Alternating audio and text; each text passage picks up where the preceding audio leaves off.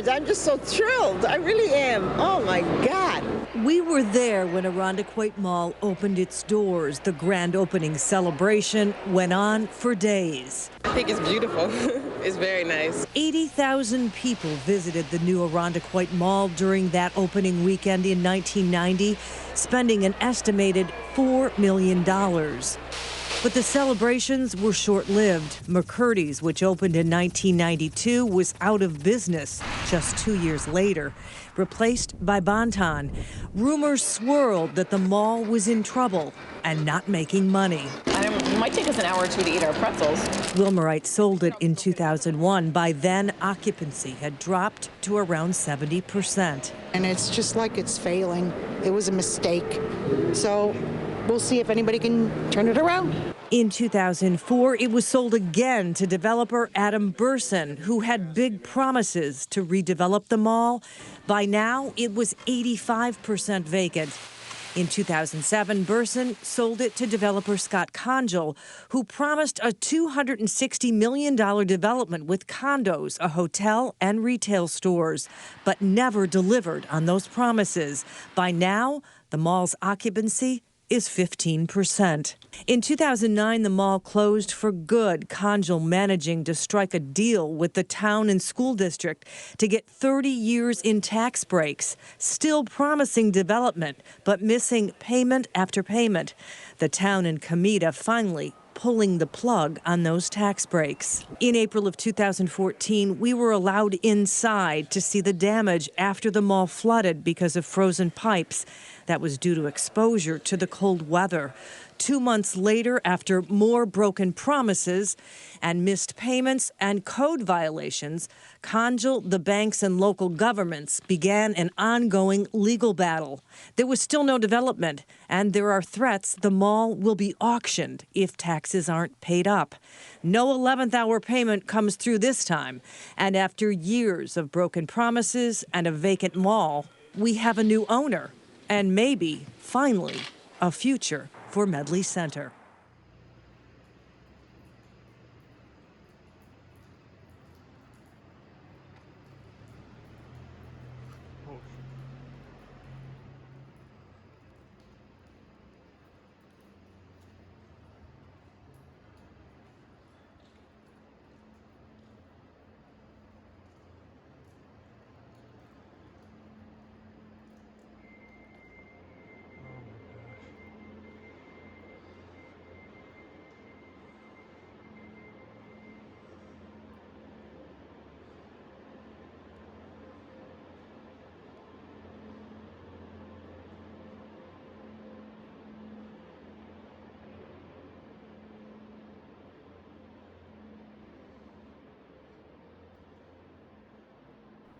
As beautiful as the Irondequoit Mall was, and as sad as I am to see its untouched 90s relics ripped out in favor of a modern blah-ism, yes, I just made that word up, this place really never stood a chance right from the get-go. It should have never been built, and is a classic example of oversaturation of retail within a given area. When Irondequoit opened its doors on March 1st, 1990, listen to the competition it had within a 50-mile radius. The mall at Grease Ridge, a tale of two malls merged together only 8 miles away. The Eastview Mall, the most upscale of the area, was only 16 miles away. And finally, to the west, Marketplace Mall was only 14 miles away. So Irondequoit was combating 3 other malls, 4 if you count the 2 merged together, along with the fact that one of its major anchors, McCurdy's, closed only 2 years after it opened, and an early reputation for crime, and you have a recipe for disaster. The mall also changed hands several times. During its tenure, Wilmerite sold the property to Equitable Firm LLC in 2000, followed by Adam Burson in 2005, followed by Scott R. Conjal in 2007, who had big plans that never came to pass, and lastly, in swooped the local town savant, allegedly, Angelo Ingrassia in 2016 for a pathetic $100,000. And after several discussed plans, as you can obviously tell, work has finally begun on the mall.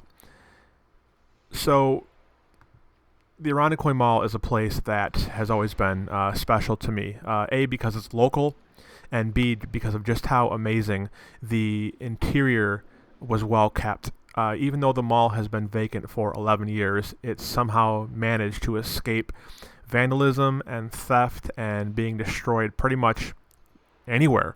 When I first started doing Ace's Adventures back in 2016, this place became on the radar early, and I was fortunate enough to get inside this property early. There was a board that was opened by the garage, and like when you first start doing this stuff and you get to see some of these heavy hitters that people will be excited to see, it really is a pretty awesome, impressionable feeling.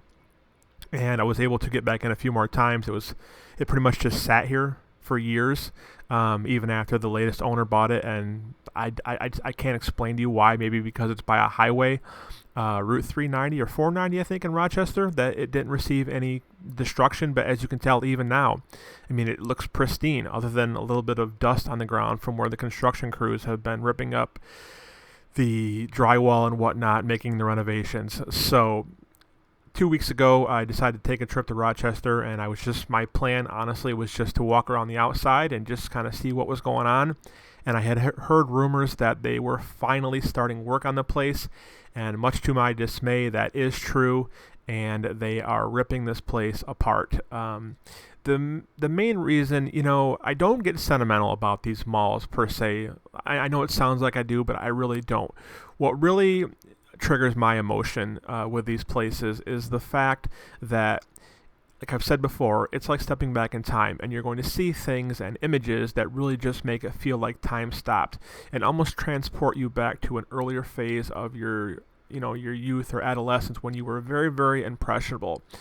As youth and young people, we are much more passionate and really remember things from our childhood and really have a more wild range of emotions as kids and younger people. I'm not saying when we get older we don't have emotions. Obviously we do, but it's just a time in your life that is just full of such cool and fun times. And this mall, of any mall that I've been to in the 4 years, by far had the most prime example of the mall I remember growing up. A combination of look and the storefronts. Just to name a few, you had a untouched kids Foot Locker that you'll never see again. You had the San Francisco Music Box Company. You had Baker's Shoes. You had the Original Cookie Company. You had Gadzooks. You had KB Toys, the mural on the wall. You're going to see it a little bit. Just a lot of stuff that you don't see anymore. So that's what really got me about this place. And it really sucks that it's getting renovated, but I guess I should say that I'm grateful that something is happening to it rather than it being destroyed and being no longer vacant, or no longer, no longer vacant, of course, but no longer used. So it'll be interesting to see just what happens when this place is all done. It's going to be called Skyview on the Ridge, which I think is kind of a stupid name, but whatever. So I went up 2 weeks ago, like I said, and the doors were open and went inside. And fortunately, one of the workers inside was kind enough to let me walk around and shoot some footage and properly document this place. And this is the first 4K footage inside, because when I got here the first couple times I was only shooting in HD at the time. So to me, the most important thing is to preserve these malls and parts of our economy that are no longer going to be around, and even more so now with the COVID pandemic, in the best quality possible. If you look at any old footage from Ames and Hills and Woolworths and all these old places from back in the day, obviously technology has changed. At least from a readily accessible consumer standpoint, like, any kid now can go buy a camera and shoot a pretty damn good quality video. Back in the day, that was not the case, and you can barely make out what the hell you're watching in some of those old videos. So, so that's about it. I just wanted to chat with you guys, give you guys some more detailed history about it. I hope you enjoy the rest of the walking tour of the Irondequoit Mall. I'm very fortunate to have been able to get back inside this place and see it again. Just a footnote, there is active security on this place just recently, and the reason for that is because there's a lot of expensive construction equipment that is being held here, and there is an active security vehicle, and there also is still cameras and alarms in some places. Obviously they were off when I was walking through here and the construction workers were here. So don't get any stupid ideas, be smart about it.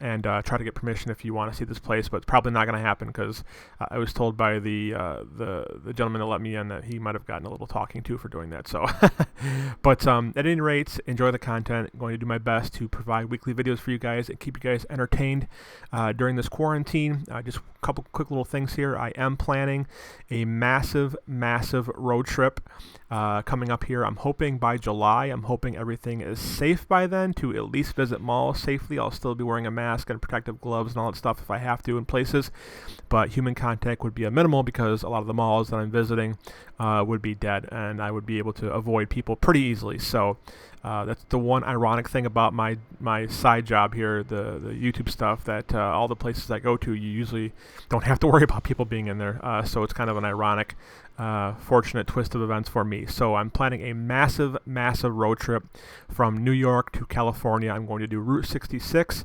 I'm planning out the early stages of it now, just kind of playing it by ear, obviously, to see how this ever-evolving fluid situation is going on. So if it is safe and I can do it without putting anybody at risk, and it's something you guys want to see, I am definitely going to plan on doing that in a month or two here, but to be determined based on what's happening in the world, of course. So I hope you all are staying safe, by the way, and hanging out with your families and as we wait this out. So make sure you are following me, of course, on all of my social media platforms. I am on Instagram and Twitter at Aces Adventures 1. I post daily pictures on there and interact with a lot of folks through there.